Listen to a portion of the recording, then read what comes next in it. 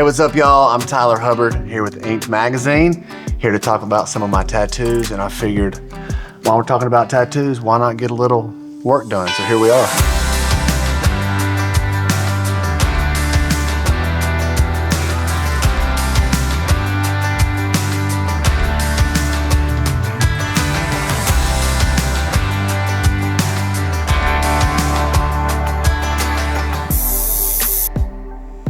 My very first tattoo, ironically enough, me and my brother got matching tattoos when my dad passed away, and as kind of a way to honor him, remember him, and I don't know why we thought that was a great idea, because my dad was not a fan of tattoos. He used to joke and say if we ever get our ears pierced or a tattoo that we should just not come home. So, you know, and I assume he was kidding, but you just never knew with him. So, but yeah, when he passed away, me and my brother got matching tattoos. I actually got it on my back, which looking back, I wish I'd gotten it somewhere where I could actually see it, but you gotta start somewhere, right? And so that was the spot. And it was obviously a very meaningful tattoo to represent and reflect him. And I also have his face on my arm. I got that portrait done by a tattoo artist by the name of Kat Von D here in LA. She specializes in portraits, and so I thought when I had the opportunity to work with her, I thought I'll get my dad's face. And so so that's another tattoo that I have to kind of honor him, and it's probably one of my most meaningful tattoos and probably one of my favorites as well. I would say the majority of my tattoos are fairly meaningful based on the time of my life when I got them done, but my most recent ones are really meaningful. Calcio here did this angel on my arm. That's the last tattoo I got, and this is representative of my wife. I call it my angel, and this is just sort of a cool piece that Calcio did to remind me of her. He also did both my hands, which on my left hand I have 5 butterflies, which represent new life and also my family. It's sort of the theme nowadays. I have 3 kids and an incredible wife, and so a lot of the tattoos I get in some form or fashion remind me of them or represent them, including this chain that I'm getting today. He also did this, love above all else. That's sort of my MO, if you will, when I'm living from my best self, at least. You know, that's the goal, put love first. That's a nice reminder there on a daily basis. So the tattoo I'm getting right now is actually the logo of my second album. It's the logo of my upcoming tour, the Strong Tour, and it's a chain link, 5 chain links all connected together to represent strength in community, strength in family, strength in a team. If I'm at home, I really think this represents my family, and if I'm on the road, it represents my road family, which is my band, my crew, bringing the music to the people and letting me do what I love. And so starting next weekend, actually, I'm about to head out on my very first headline tour as a solo artist. So this will be a special tour. We're calling it the Strong Tour. So I'm excited that we got like 25 dates this fall across the US, across Australia,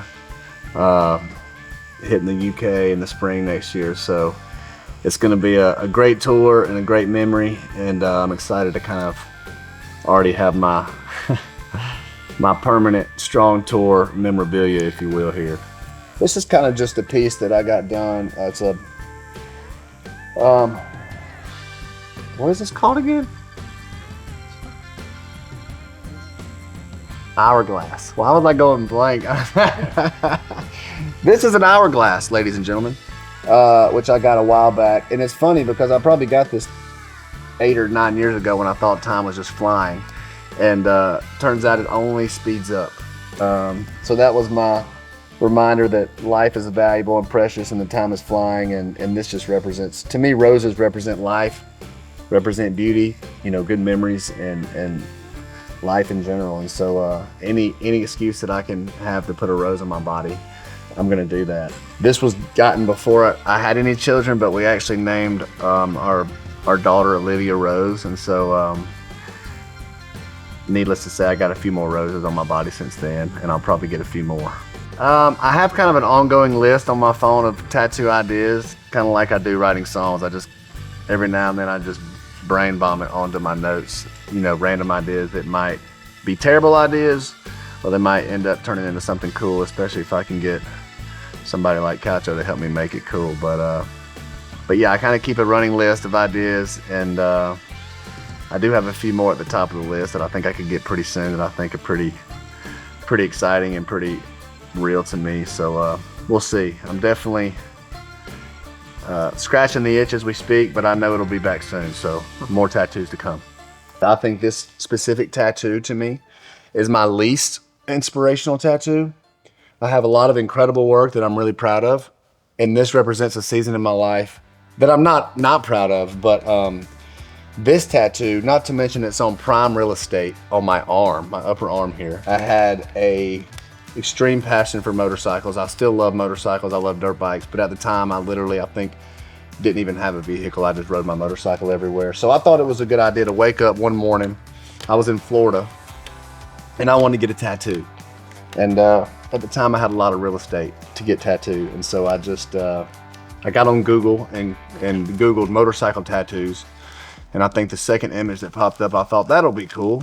That should work. It's a skeleton riding out of the grave because he's living to ride and riding to live. So needless to say, it's probably not my coolest tattoo I've ever gotten, but it is, I've kept it as it is. I haven't even tried to upgrade it because it's just kind of like that memory for me of just waking up and being like, send it, you know. Sometimes you just got to live like that, and back then I definitely lived like that. So that's kind of the story behind that one. I had considered trying to cover this up and make it something cool, but it's so dark and there's so much ink that it's gonna be kind of hard to do that. But then I just decided to accept it as part of my story, as part of my life. And I think that's part of why tattoos are cool, because they all tell a story, even if it's not a beautiful professional story. One of my first tattoos was lyrics to one of the first songs that I ever heard on the radio on XM. And so I got the lyrics tattooed super bold, super thick, and super deep on my ribs, which was super uncomfortable. And then I decided for some reason I was gonna get an outline of Georgia in like a script, manuscript scroll type of thing as a background on that. So I had 2 sessions on my ribs that were pretty brutal. I think that would go in the category of most painful tattoos that I've gotten. Nice big bold lettering on my ribs. So there's that one, and I've haven't quite had the courage just yet to go to the other side, but I still got some good real estate over there too, so I might venture over to the other ribs at some point. I have a passion for animals. I have a passion for Africa. Me and my wife, my family, we try to go to Africa as much as we can, and so this has kind of become my left arm has kind of become my Africa arm. I have a lion, which everybody needs a good lion. We've already established that here this morning.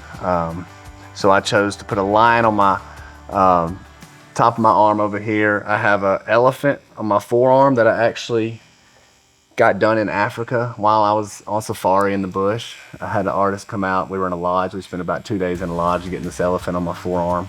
So that one has a cool special memory with it, and you know, attached to it. A big tree that just represents strength as well, and nature.